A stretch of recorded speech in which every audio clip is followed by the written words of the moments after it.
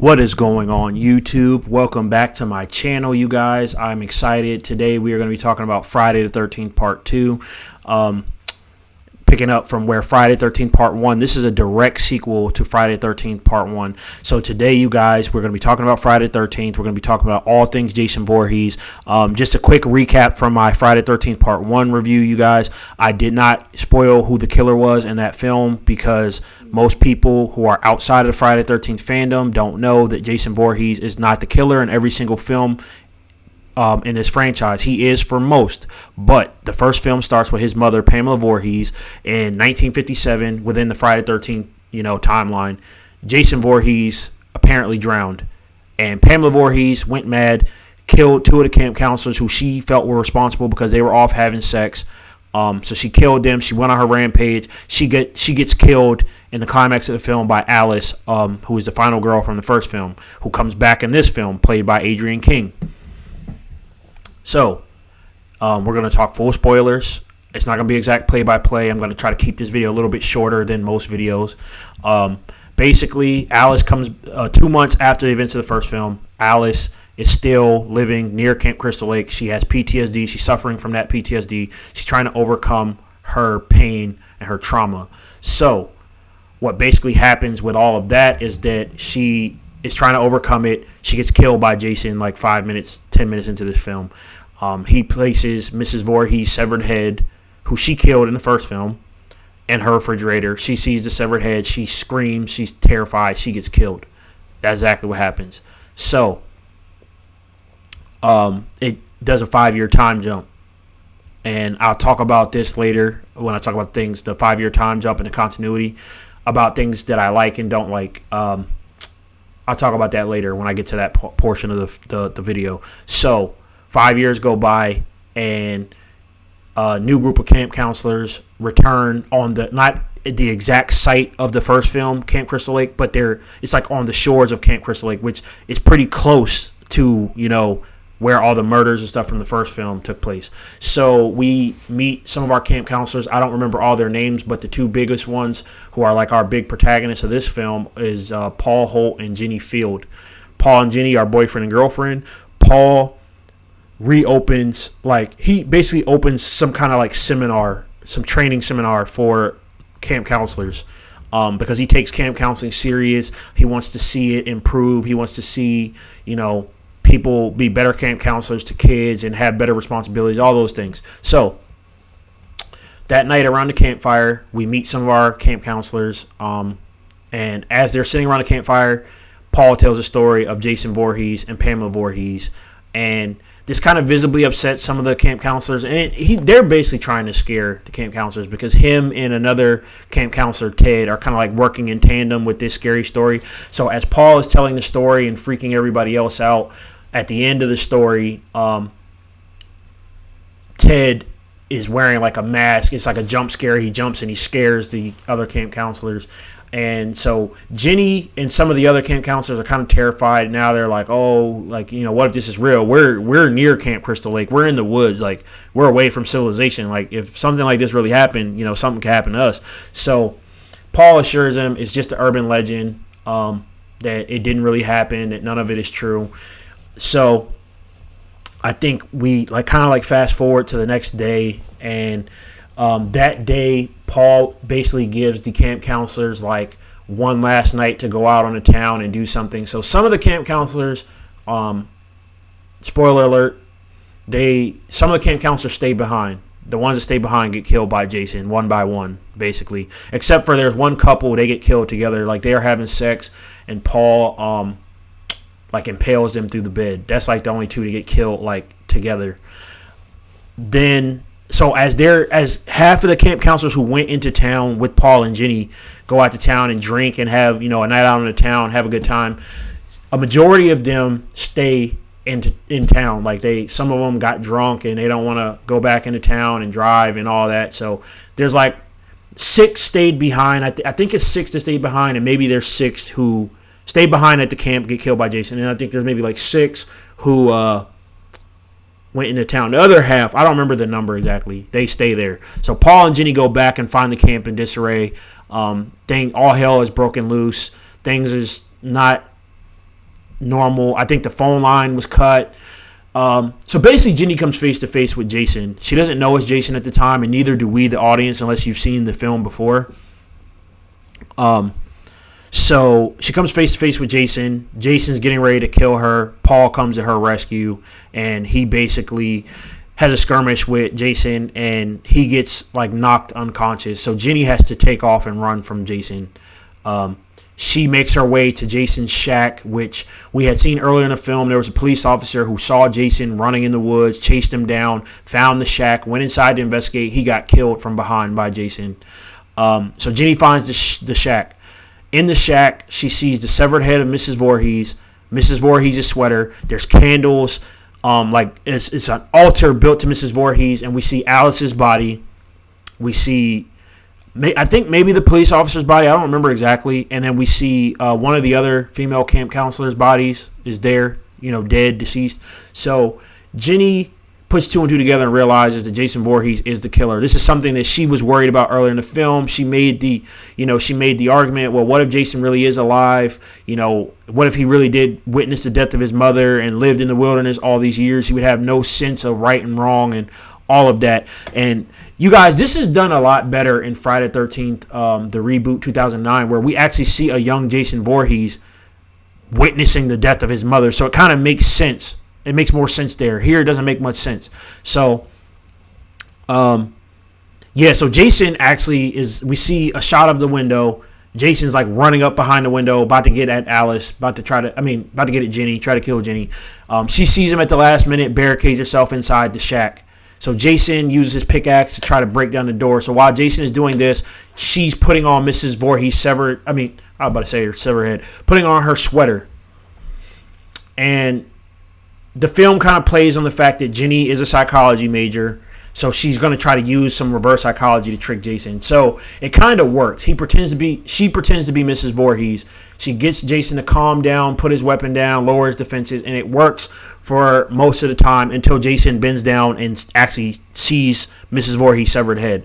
So he slashes at her with the pickaxe in her leg, and he basically is about to kill her, finish her off. And Paul comes to the rescue again. He's able to get another skirmish with Jason, and as Jason's about to finish Paul with his pickaxe, Ginny's able to pick up a machete and deal a blow to Jason to where they think he's dead.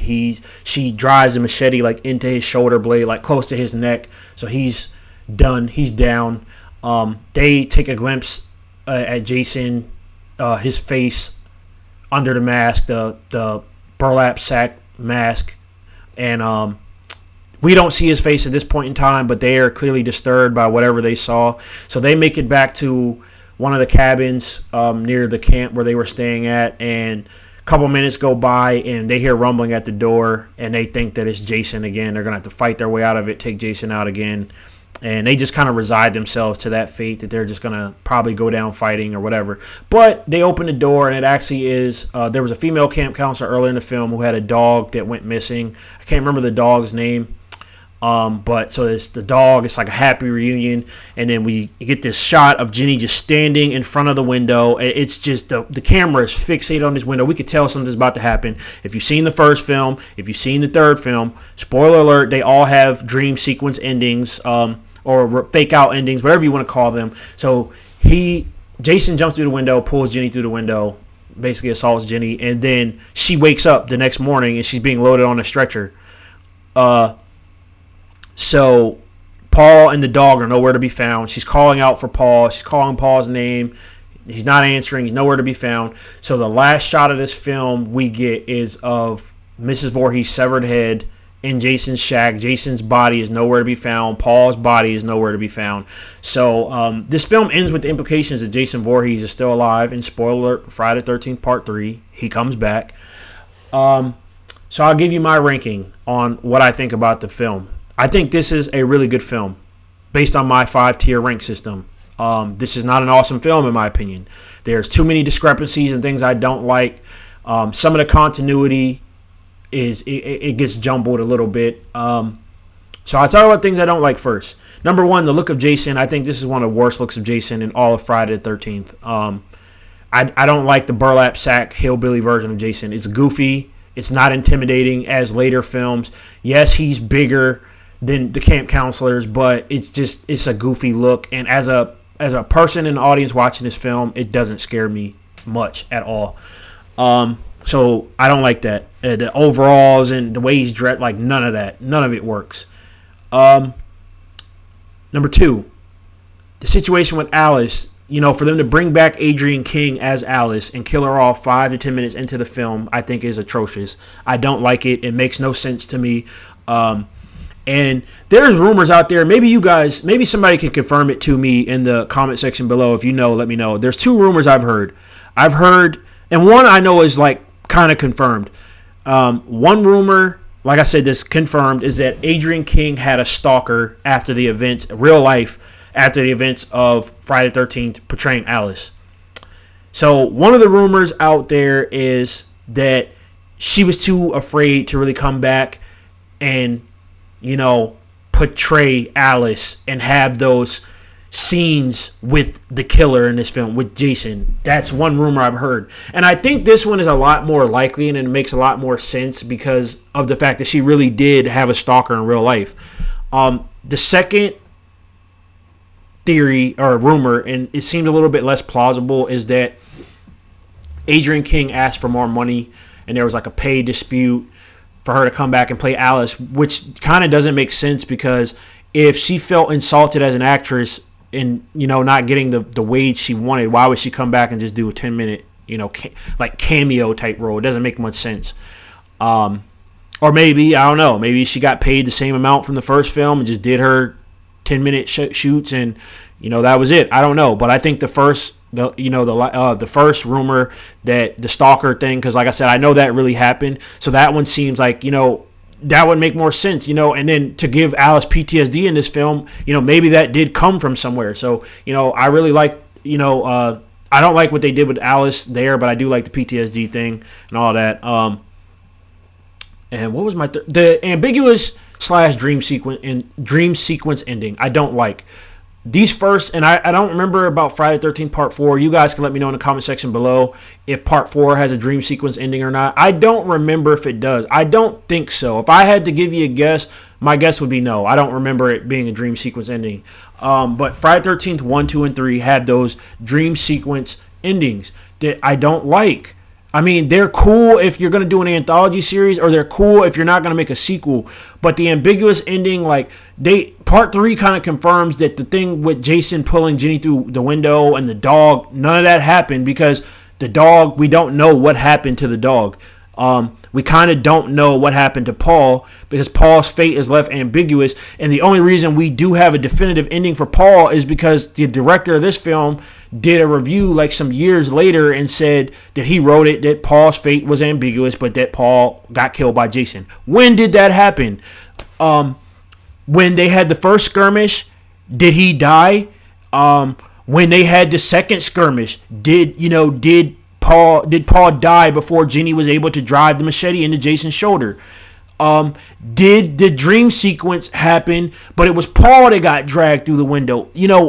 This ending has more questions than answers. Even with Part 3 seemingly confirming that this was a dream sequence, I still have questions. I still want to know. I don't like that. I had no problem with them killing Paul, but it's like, can we get, a shot of his body, something.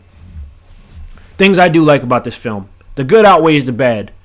I like the camp counselors, even the ones that don't get killed. The little bit of time we spend with the ones that get killed and don't get killed, I really like it. It's they don't feel like they're just there to die. They don't feel like they're just left out as meat on a platter for Jason to kill. It doesn't feel like that. It feels like they're there for a purpose. Paul wanting to reestablish camp counseling and all of that. It fits perfectly in this film. The 5-year time jump, the continuity. My only discrepancy with the continuity of this film is not knowing whether Jason really drowned or not. Because, spoiler alert for later Friday the 13th films, Jason does not become undead until Friday the 13th Part 6. This is not an undead Jason. So my assumption is that Jason never really drowned, just got lost in the woods. and Pamela Voorhees assumed he died, took her revenge. Jason saw her die, took his revenge. That's the only thing I don't like about the continuity. But other than that, the 5-year time jump makes sense. Friday the 13th Part 3 and 4 take place within a day of each other. Part 3 takes place a day after this film. Part 4 takes place a day after that film. It makes no sense when all these films end with our final girl being taken out on a stretcher. The police are there. There would be news reports about these killings and things. So, for Part 3 and Part 4, for the camp counselors to go there, they either are dumb as rocks, not knowing that Camp Crystal Lake is home to Jason Voorhees and Pamela Voorhees, or they just don't pay attention. It doesn't make sense. With this one, they found a way to make that make sense why these camp counselors would come here, because they do a 5-year time jump. And again, Paul tells a story of Jason Voorhees like an urban legend, so it actually makes a lot of sense why they would be reassured that it's not true. Paul had stated that Alice went missing. It wasn't confirmed that she died, so it all kind of makes sense. I really like Paul and Jenny. I like Jenny as a final girl. I think she's one of the best. She's like top 3 all-time final girls of all slasher films that I've ever seen. That's my opinion. I would put her up there with Laurie Strode and Sydney from Scream, the Scream franchise. That's my opinion. I would put her up there because the child psychology, the psychology, the compassion, the way her character is written. She doesn't seem like a process by elimination final girl. She really seems like she deserves to be there and take on this ultimate evil. So the setting, the cinematography, there's a lot of things I like about this film, you guys. So like I said, this film is really good. It's not awesome on my ranking scale, but it's really good. So you guys, let me know what you think. Do you disagree with me? Is this film awesome? Is this one of your favorite Friday the 13th films? Do you like the look of Jason? Do you like that they brought back Alice and disposed of her, so early in the film? Let me know, you guys. We're all entitled to our opinions, and my opinion can be swayed. So you guys let me know in the comment section below what you think, and catch me here this Friday when I talk about one of my favorite Friday the 13th films, Friday the 13th Part 3, which is the iconic film where Jason gets his hockey mask. So I will catch you guys on Friday. See you then.